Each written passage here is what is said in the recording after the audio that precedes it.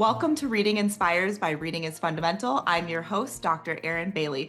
This podcast celebrates the power of books and the joy of reading. In each episode, we talk with educators, librarians, families, authors, and literacy champions to explore one big question: what does reading inspire for you? Through stories, research, and real-world experiences from classrooms, libraries, and homes, we explore what literacy looks like and why it matters. Whether you're nurturing young readers, shaping learning spaces, or simply love a good book, we're glad you're here.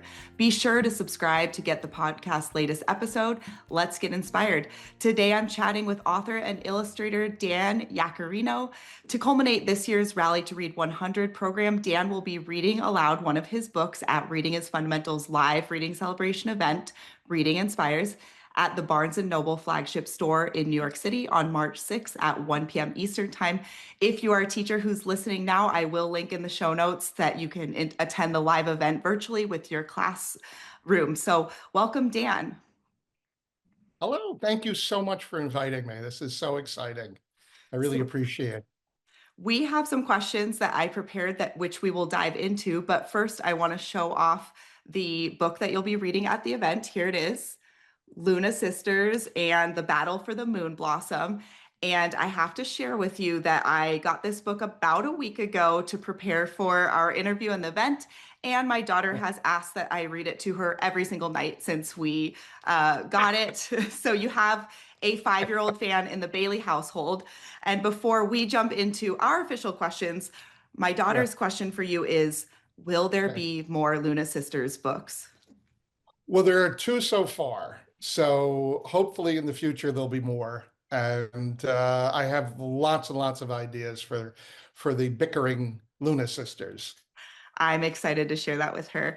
So let's start with your background. Your journey into art and storytelling began long before your first book. Can you share a little bit about growing up in New Jersey and early influences on your work, like comic books, vintage animation, and old films? Yeah. Well, I have loved drawing ever since I could pick up a crayon and draw all over the basement walls, which I got in trouble for.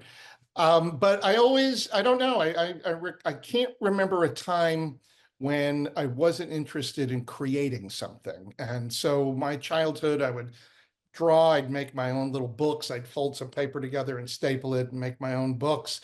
I would make, home movies, I would build things, I would, record, because I had a tape recorder growing up, I would record things. So I always had this kind of desire to create things. Now, when I grew up, I watched a lot of old animation. I love old black and white animation and old films. And I was surrounded by a very interesting era of design, which was the 70s.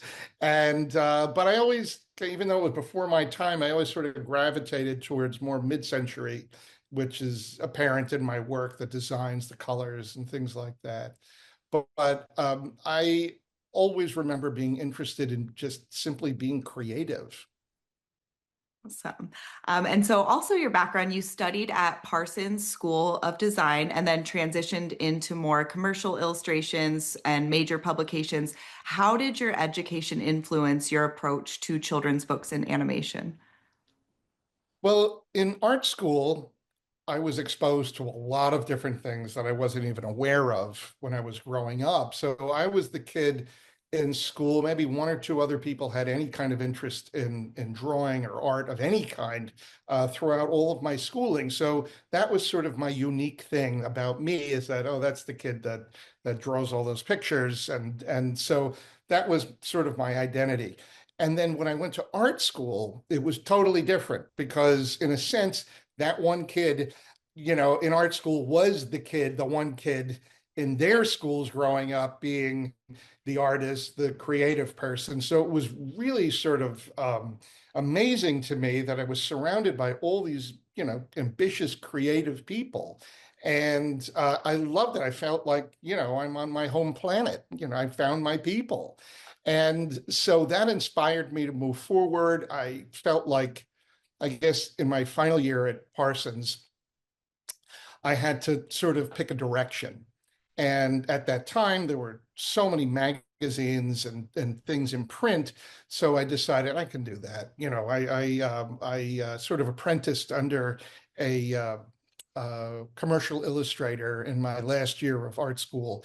And I learned so much just from the real life experience of working with him that I sort of figured out how the industry worked and, about meeting your deadline, presenting sketches, doing revisions, all of that, sort of maintaining a relationship with all these different publications. So right out of school, the first place I went to was the New York Times.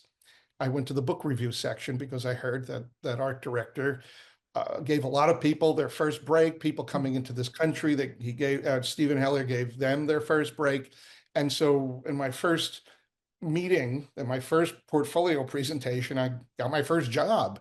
And since then, being that I had sort of had an idea of how the business worked, I sort of charged ahead and sought out work from other magazines. And then eventually I'd started working for ad agencies, doing ad campaigns, posters, and different things like that. And about 5 years out of school, really sort of in the thick of this commercial illustration phase of my career, I met a children's book editor. And I didn't know much about children's books, to be honest with you. There were no classes there was no master's degree in children's literature. There was no classes even about how to assemble a book. So I went to a bookstore and looked at how many pages, how big they are, and all that. And from there, I created my first book dummy and presented it to this editor at Hyperion. And once I did one book, I became hooked. It's such an amazing canvas. I'm used to, prior to that, I was working for magazines, so they only required most of the time just a single image that would reflect what was in an article. And now I have this huge opportunity, this canvas, to be able to create sequential art, focusing on a character and building a world and creating a story. And it was everything that I had been doing growing up in the first place. So I sort of took to it very quickly. And again, I love it. And I've been doing this. I published my first book it came out in 1993. So it's a long time. But I am more excited today to be creating books for kids than even when I was just starting off and the whole thing was new. And so I love it. It is such a gratifying, wonderful industry to be in. And I'm so very grateful to be able to continue to create stories and characters and fun books for kids. I love that journey so much. And I think that becoming hooked on children's literature, the thing I love the most about children's literature is that it continues to grow. Isn't that a beautiful thing? Every year there are more and more beautiful children's books, and we can still have the classics that we love and include the new ones. And I also relate with you so much because I was that art kid in school too. I always wanted to be an artist and a writer. If you asked my classmates who is the best artist in the class, it was Erin. I took a different direction than you, clearly. I went into education, but you can see how things kind of come full circle because now I get to work with wonderful authors and illustrators like yourself every day. So thank you. So let's talk about your characters. Many know you as the creator of Oswald and Doug Unplugs and the designer of the Backyardigans, which are animated series. Can you talk about the difference between developing these type of characters versus picture books? There's a big difference. I had an idea to create some picture books about an octopus. And that was the original concept, was to create this. And then I thought, well, maybe one day I can, dare I dream that I can create an animated series. And I didn't get a chance to publish the book because I met someone, at Nickelodeon, and I pitched them this oddball idea about an octopus that has a pet hot dog and drives a car and has a friend that's a flower and a snowman. And it's a very different process because with a book, Mostly it's sort of the creator, the book creator, and an editor and a designer. And it's a very intimate sort of process. And I feel like comparing the two, the book, the story, the characters, and all of that in the book are closer to what I had in my head. But with an animated series, it's a group project, and I want to be surrounded by very, very talented people who can, do a better job than me. After I give them the idea, I seek out, designers, storyboard artists, writers, and then by extension, musicians and voice actors, and so I feel like I learned a lot with my first show because I never had done anything like that before, but I got over being shy about asking questions and learning. And that was the best thing I could have done, because by the time we finished our first episode, which traditionally took about 9 months to create a whole episode from beginning to end, I understood how to produce a series. And that I became also sort of hooked on. um, I enjoy working with other people. I really do, but I also enjoy, sitting here in my little studio and creating my books as well. So I have a very fortunate to have a nice balance between the two. So I get a little squirrely when I'm by myself too long, and I get a little overwhelmed around a lot of people for too long. And so I can kind of retreat. I can have this nice back and forth in my career that I could sort of slide to one to the other. And they're very different experiences, but they're both so very gratifying.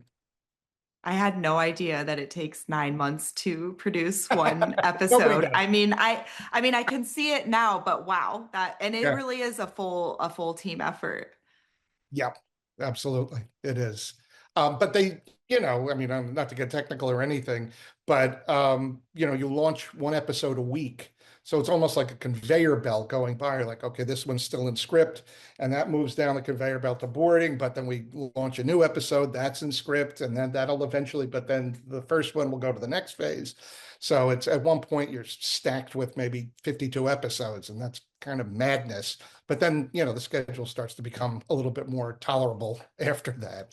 But it's a lot. It's a lot of coordination, a lot. I've been so very fortunate to have worked with a lot of really talented people who love what they do. And that just brings everything up to another level. So I'm very fortunate in that regard as well. If I can make a connection, the way you're describing the conveyor belt, we launched Reading Inspires podcast uh, a little over a month now, and it feels exactly like that. We filmed the first 10 episodes because we knew we needed to go to launch with 10 episodes. And that was a lot, but now we're seeing a steady stream of the episode gets filmed, it gets edited, it gets produced, and then it gets aired. And I'm the host, of course, of this podcast, but it really is a team effort. And I'm so grateful for the production team and the marketing team because I could not do this solo. Yeah, that would be impossible. There are people out there who do so, though, which is Oh, impressive. bless those people. So thinking about your books have reached readers around the world. They've been translated into multiple languages. When you're going to Mhm. write the books, how do you balance universal themes with your distinct artistic style? That's a good question. It's a funny phenomenon. I had done a book about my great grandfather coming to the United States from Italy. And it was a very personal story because it's based on what my grandparents told me. And I thought it was very particular to my family. And I was a little shy about creating a book so personal because I'm in the book, weirdly, and my kids are in the book. But all of the messages and emails that I got and continue to get from that book is that it's weirdly the further I dug down into my own life and my family's experience, the more it became universal in a weird way. A lot of people, maybe they were able to relate to or connect with certain specific aspects, but the whole overall story about someone coming to a new country and building a new life, that's such a universal story. So anything that we experience, other people experience it. And we're always looking for that connection of seeing yourself out there in some way. And so I think that a lot of these books that, that I create are about the basic human experience. Maybe I use, some kind of funny character, an animal to tell that story or to be the vehicle for the story. But a lot of these things are everybody experiences the same thing. They experience joy and bliss. They experience loneliness and anger and sadness. That's what books are about, is to see ourselves in those books portrayed, to, feel like, oh, there's someone else out there. There's something, I'm not alone. And that's the beauty of books, is that it connects us all together with these sort of universal experiences. Thank you for sharing that. I think we've talked a lot on this podcast about the idea of relevance in literature and finding connections to characters. And I think for many readers, that's what they're looking for. So we're grateful for your characters to do that.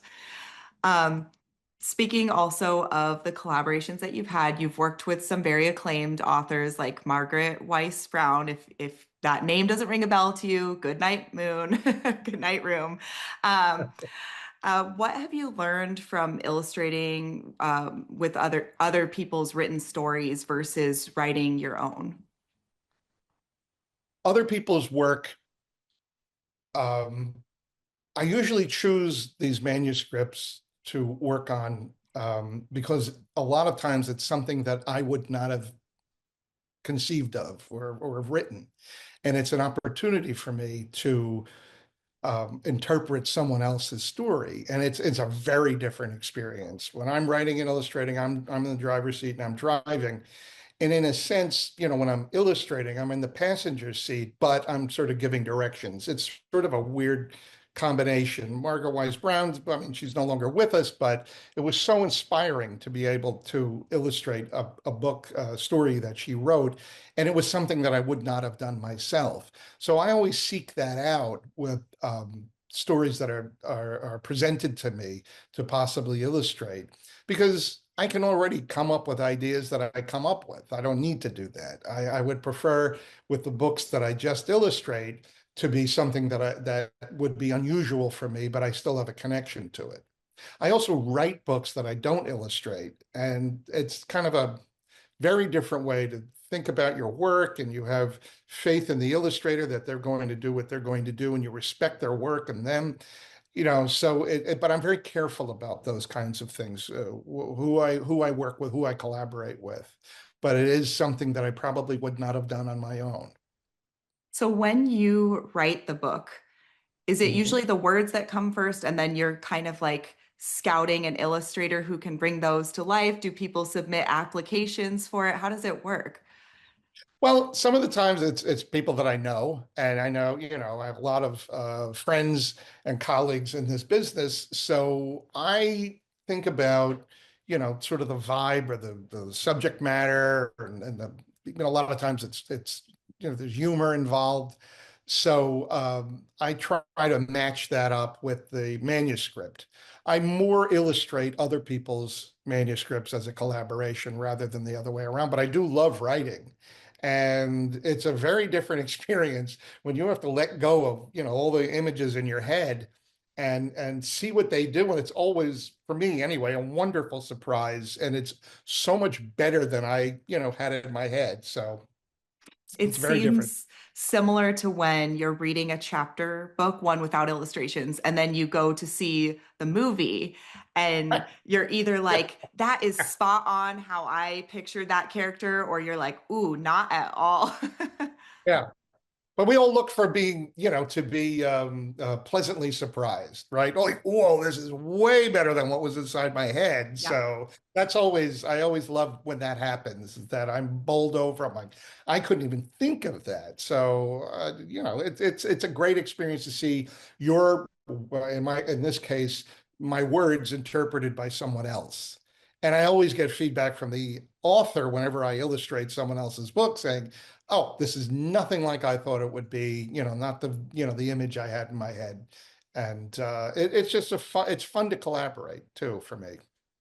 And then because you do author and you illustrate books, how do you decide, okay, this one I just am going to author and this one I'm just going to illustrate versus doing it both yourself?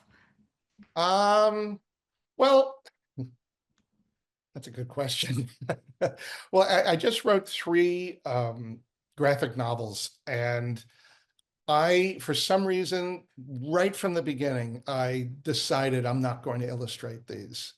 And I guess I've sought out someone who could do a different job. I don't know about a better job, yeah, better job at this particular thing. And it's who's the right person for the job. And if I can't imagine myself illustrating it, then I'll offer it to someone else. So It's a gut feeling. yeah, pretty much. It's great. Looking ahead, are there any projects, whether it's books or animated series or something completely new that you are especially excited about? Sure. There's lots of books coming out. I recently released, or has been released, a picture book that I wrote and illustrated called Piccolo, and it's close to my heart. And hang on, there he Oh, is. cute. Cool, right? 3D printed. Love that thing. Really? Yes, yeah, very cool. Amazing. And it takes place in a sort of a fictitious town in Italy. And that's the culture I grew up in. I grew up here, but it's very close to my heart. And I wanted to create sort of a showcase for all the things that I love about the culture that I grew up in. Some of it is about food, but a lot of it is about, the architecture, the music, and, different aspects of the culture. So I really feel passionate about that. And there's a sequel coming actually this coming fall. So that and another book, a picture book I wrote and illustrated called I Am Murphy and I Am Waiting. And it's about a dog, a little Frenchy bulldog. He's more like a Boston. I know him personally, so he's a real dog. And he's a good friend of mine, even though he is a dog, about him waiting for his owner to come home. That's it. The whole book is just, all the sort of worry and anxiety. He's trying to distract himself. And I'm working on a sequel for that as well. So I love these characters. I love the Luna sisters. I love the way that they bicker, and they're very different, but they need each other. And that, drives them both crazy. And I love characters that, have that kind of tension and conflict. There's a lot to do, like there's so much fun to be had. And it's all in good fun. It's all in good-natured fun between the two sisters. But I really, love the idea of one is very, sort of their opposite brains, so one is right brain, one is left brain, one is creative, one is, sort of intellectual. And I wanted to pit them against each other in situations where they had to deal with each other. So it just is a lot of fun. And I just love playing with these characters and inventing worlds, which I absolutely love to do, invent a whole new world.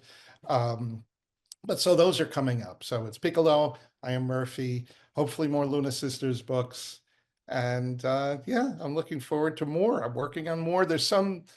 I can't give away any details yet, but there are two animated series coming, hopefully within no more than a year and a half. So, and Oh, that's all I can tell you. I can't tell you anymore. that's a cliffhanger. And now that I know that it takes 9 months to do one episode, I'm Yeah. looking forward to that very much. I will link for all of our viewers Piccolo and I Am Murphy for them to check out as well. But the cliffhanger, y'all are just gonna have to wait. Yeah. Sorry, gang. Gotta wait. So thank you so much, Dan. I always end our episodes by asking our guest, what does reading inspire for you? What does reading inspire for me? Possibilities. I would go to the library every week when I was growing up, and I'd come home with a big stack of books, variety of books. Some were art, some were comics, some were picture books. And they opened up worlds to me that I didn't know existed or only knew a little bit about. And it opens up, it inspires possibilities. So from that, having not visited Italy when I was a kid, that was my only window in there. Not having visited outer space or, some other realm or something, that was my window into it. And then that possibility that this stuff, these places, these characters, I can venture forth into them through the book. And as an adult now creating those books, I always keep that in mind that this may be the introduction to a young reader to a certain idea or a place and so that to me is so exciting. And I would, every week I'd return those books, get a big stack, and I'd go home and I'd read them over and over. Sometimes I try to draw the pictures out of the book to learn how to draw a little bit better. So it was all these possibilities for me that opened up once I discovered, all these wonderful books at the library. And now you're creating those opportunities. When you were talking about traveling to Italy just then, it reminded me of a quote. And I read this on LeVar Burton's LinkedIn. Someone commented on his LinkedIn and said, while my body has not traveled, my mind has because of books. And thank you for inspiring me to read. So thank you, Dan. It's been so wonderful and inspiring. And please keep doing what you are doing. I will continue. And like I said, I'm very, very grateful to be able to continue to do that. Thank you so much. I really appreciate it. It was such a pleasure. And thank you all for listening to Reading Inspires by Reading is Fundamental. I hope today's conversation sparked new ideas, meaningful connections, and a renewed love of reading. If you enjoyed this episode, be sure to subscribe, share it with a fellow literacy champion, and join us next time as we continue exploring what reading inspires.